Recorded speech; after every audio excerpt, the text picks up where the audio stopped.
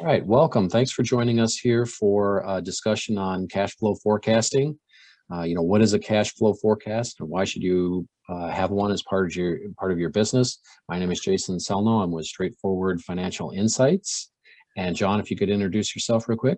Of course, I am John Augelli, and I'm with Lift Consulting. All right, thank you, John.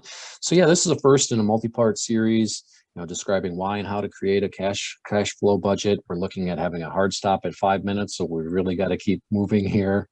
John and I have been doing some talking. A cash flow budget can be, or forecast can be, monthly, weekly, even sometimes daily. We'll get in a future episode, the pros and cons to each. But it's important really to have a cash flow forecast to get on top of liquidity issues well in advance of one happening. It's no fun when a business owner finds out, on Monday that we don't quite have the cash coming in this week to make payroll on Friday. Those types of issues, one of many that should be handled weeks or sometimes even months in advance. And that's the benefit to having a cash flow forecast. Many owners think that it can be a bit of an irritant to put one together. It can be cumbersome. We can't afford it, I think. They look at using someone outsourced like John or myself to take a look at what a cash flow forecast looks like. But the benefit of using somebody like us is that you only have to pay for the time that you need, right? You don't have to have somebody on staff full time or take someone away from other tasks when they're already busy. So what are some of the benefits of a weekly forecast? Can you touch on that, John? Oh, definitely. And the main benefit is something we've already touched on, which is just a deeper understanding of the liquidity you have in your business and getting a grasp on that.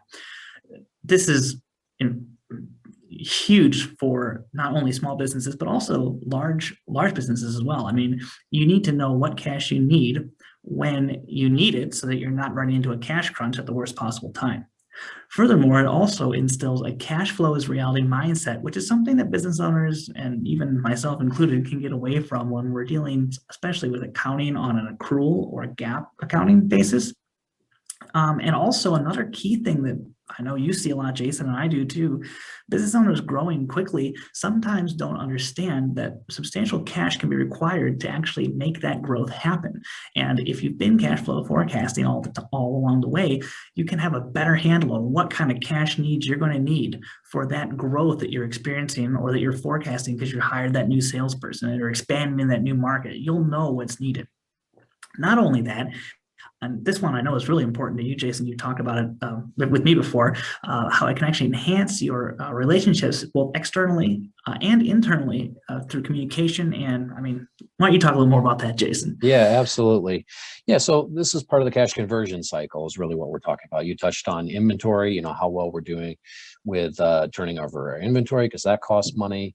On our payables and vendors side, we want to essentially kind of string that out as far as possible. But there's, when you're talking about cash, right? Pay them later rather than sooner. And with our customers, collect sooner rather than later. So having relationships with those, whether it's vendors or customers, keeps our pulse on what's going on in the business. Our customers, satisfied, dissatisfied, are the things that maybe are, can signal something that we're doing internally with our operations. And then in a future episode, you can probably talk about some of those issues.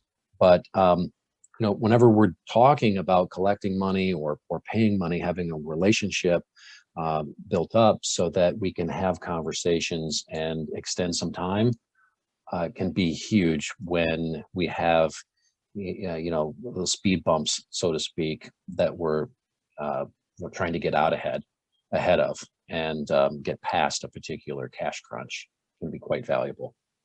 Yeah, absolutely. Absolutely, Jason. That was a great point. And just so now you guys can see how important it is to forecast those cash flows, get a handle on your liquidity, and get out ahead of cash crunches that come before they get here. So on the next episode, we'll go into the detail of how to actually create your own weekly forecast, and we'll get you started right there. Until then, have a great rest of your day, and thank you for tuning in, and thank you, Jason, for all the valuable insight you provided. Yeah, thank you, John.